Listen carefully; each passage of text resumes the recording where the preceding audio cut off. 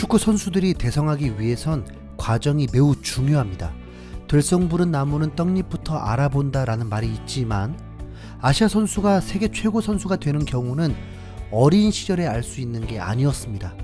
지금 현실로 봐도 이승우는 어린 시절 바르셀로나 최고 유망주로 이름을 날리면서 전세계 유망주 탑3 안에 오르기도 했지만 바르셀로나는커녕 전전긍긍하다가 지금은 유럽 6대 리그인 포르투갈 1부 리그의 하위권 팀인 포르티모넨세로 이적하고 그마저도 3경기 연속 명단 제외 상황입니다. 정말 팀에서 인정받았다면 미나미노가 사우스햄튼으로 임대를 떠나면서 바로 선발 출장하듯 출전했겠죠. 백승호도 더 이상 레벨업을 하기 어려운지 K리그로 리턴을 하려고 진행 중이기도 합니다. 일본의 메시라 불리는 쿠보는 레알 마드리드 소속으로 지난 시즌은 하위권 마요르카로 임대로 떠나면서 준수한 활약을 펼치며 기대를 모으더니 이번 시즌은 중하위권 헤타페로 떠나더니 지금 벤치에만 머물러 있을 뿐입니다. 그랬더니 몸값마저도 뚝 떨어진 상황입니다. 각 국가의 미래를 이끌어갈 차세대 스타이기 때문에 유럽에서도 대활약을 하면 좋겠지만 현실은 그렇지 못하다는 거죠. 아시아 선수들이 정말 실력이 모자라서 그럴까요? 그렇다고 생각되진 않습니다. 기회가 적을 수밖에 없는 것이 현실이죠. 자국에서 뛰었다면 아마 팬들을 불러 모으고 자신의 기량도 제대로 보여주면서 스타 대접을 받고 있었을 것입니다. 하지만 외국인 신분에선 전혀 다른 대우를 받게 되죠. 유럽 축구 시장은 엄청난 돈이 걸린 치열한 전쟁터입니다. 그곳은 프로 무대이기 때문에 승리를 위해 선수가 필요할 뿐입니다. 유망주를 키워서 비싼 값에 파는 경제적 가치로 생각할 수도 있지만 그건 구단 입장이고 또 그렇게 하는 구단들은 대부분 스몰마켓 구단입니다. 감독은 지금 당장 경기에서 이겨야만 하는 선수를 출전시켜야 합니다. 그러니 유망주가 특히 아시아 유망주가 살아남기 어렵죠. 메시나 호날두는 정말 특별한 케이스고요. 신기의 선수임을 축구계가 다 알았기 때문에 빨리 데뷔하고 바로 팀의 보탬이 되는 선수였고 증명해 보였습니다. 이번 유로파리그 32강전에서 토트넘은 후반 말미에 스칼렛이란 고등학생 신분의 선수를 출전시켰고 저돌적인 압박으로 상대 실수를 유발하며 어시스트를 기록하기도 했습니다. 이는 음바페가 기록한 최연소 유로파리그 어시스트와 타이라고 합니다. 무리뉴 감독도 스칼렛이 내년에 1군에 합류할 수 있는 선수라면서 극찬을 했습니다. 그렇다고 스칼렛이 정말 내년부터 1군에 주전을 뛸까요? 그건 희박하다고 봐야 합니다. 하지만 꾸준히 출전시킬 수 있는 이유가 된다면 그건 자국 선수이기 때문일 것입니다.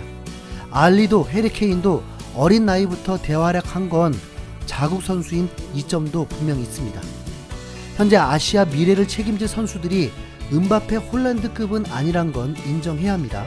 그렇다면 이들은 어떻게 하면 자신의 기량을 마음껏 펼치며 성장하고 높은 연봉을 받을 수 있는 최고의 선수가 될 수 있을까요?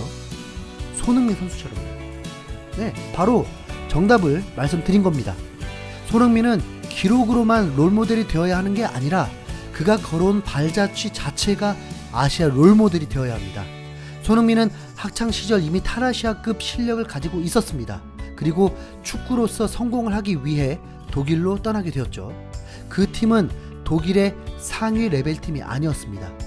유망주 시절 철저한 경쟁을 통하면서 실력을 인정받고 팀 자체가 레벨이 조금 떨어지다 보니 그 팀에서 충분히 주전 경쟁에서 이기며 몸값 대비 고효율을 보여줄 수 있었습니다. 그래서 이른 나이에 분데스리가 1군 경기에 출전할 수 있었습니다. 그리고 골을 넣었죠. 좋은 활약을 했습니다.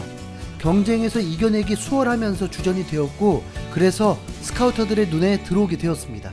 그랬더니 더 높은 레벨의 유명 팀들에게 오퍼가 들어옵니다. 그런데 손흥민은 그런 팀을 선택하지 않고 그대로 익숙하면서도 상위권도 가능할 수 있는 레버쿠젠을 선택했습니다. 그곳에서도 좋은 활약을 펼치고 있었지만 3년차에 경쟁자가 생기면서 차별 대우 같은 그런 느낌이 있었고 이게 바로 외국인 선수의 비일 텐데 병역 문제를 해결하기 위해 매우 중요했던 아시안게임 출전을 막아버리기까지 했죠. 손흥민에겐 B클럽들을 포함한 여러 오퍼가 있었고 그 가운데 정말 자신을 필요로 했던 감독인 포체티노 감독과 손을 잡으며 토트넘으로 이적했습니다. 그의 몸값은 거침없이 올라 당시 아시아 최고 기록을 갈아치운 400억이었습니다. 그리고 딱 8개월 정도 고생했습니다. 왜냐하면 경기 출전이 매우 적었기 때문이죠. 사실 그 정도는 양호한 것이었습니다. 손흥민은 독일어밖에 할 줄 몰랐고 독일에만 6년을 살았다가 영국으로 갔기 때문에 모든 게 새로운 적응이 필요했습니다. 그리고 그는 기회가 올 때마다 실력들을 보여주며 지금은 명장 무리뉴 감독마저 반한 월드 클래스 선수가 되었습니다. 축구 팬들은 좋은 실력을 가진 선수가 어린 시절부터 명문팀에 소속되어 있는 걸 자랑스럽게 생각했습니다. 그래서 때가 되면 엄청난 포텐이 터질 거라 기대했었죠. 하지만 지금 현실은 어떻습니까? 이강인은 세계 선수와 견주어도 전혀 뒤질 것 없는 테크니션이고 좋은 왼발킥을 보유하고 있습니다. 그의 나이는 어느덧 21살이 되었습니다. 이강인과 비슷한 나이에도 유럽 1군 무대에서 주전으로서 활약하고 있는 선수들이 있지만 이강인은 이번 시즌마저도 773분 출전에 그칩니다. 비주전이라고 봐도 전혀 어색하지 않습니다. 1군 무대에 오른 3년차, 감독을 3명이나 만났지만 주전으로 기용하지 않습니다. 그래서 이적설은 끊임없었고 이강인을 탐내는 곳은 여럿 있다는 보도가 있었습니다. 선수에겐 경험이 실력만큼 중요한데 경기에 뛰지 못하다 보면 경기 감각도 잃고 자신감도 잃으면서 곤경에 처할 수도 있습니다. 발렌시아는 모처럼 24라운드에서 이강인을 선발 출전시켰습니다. 그랬더니 이강인이 무슨 이유인지 인생 경기를 펼쳐버렸습니다. 탈압박과 테크닉, 키패스 그리고 팀의 승리를 결정한 환상적인 어시스트로 대활약을 하면서 경기 MVP에 뽑혔습니다. 거기다 추가한 베스트 11에 메시와 함께 양 날개에 뽑히면서 한국의 위상을 제대로 높였습니다. 감독이 이강인에게 가장 잘 맞는 포지션에 기용을 하고 그를 프리하게 뒀기 때문에 좋은 경기력을 보일 수 있었던 것입니다. 앞으로도 더 좋은 활약이 기대되고 있는 가운데 이젠 유벤투스, AC 밀란, 레알 마드리드도 이강인을 노리고 있다는 스페인 언론 기사가 나오고 있습니다. 이미 맨시티에서도 계속 관심 있어 한다는 보도가 있었는데 B클럽들에게 이강인이 타깃이 된 것입니다. 이강인의 이적료는 200억 정도로 책정되어 있습니다. 그렇다면 이강인이 B클럽으로 가면 좋을까요? 여러분은 바라시나요? 이런 이슈에 반응하면 안 된다는 거죠. 발렌시아도 스페인 탑4 안에 드는 명문팀 중 한 팀인데 이곳에서도 제대로 대접을 못 받고 있는데 B클럽에서 어떤 기회를 받을 수 있을까요? 물론 B클럽을 이적한 후 임대를 떠날 수도 있지만 그건 어차피 발렌시아에서도 가능합니다. 이강인은 한국에 매우 중요한 선수입니다. 내년 카타르 월드컵에서 손흥민과 함께 최고의 선수들이 조합되어 좋은 성적을 거둘 수 있는 마지막 기회입니다. 손흥민은 2026년에 월드컵을 뛰는 것은 불가능하죠.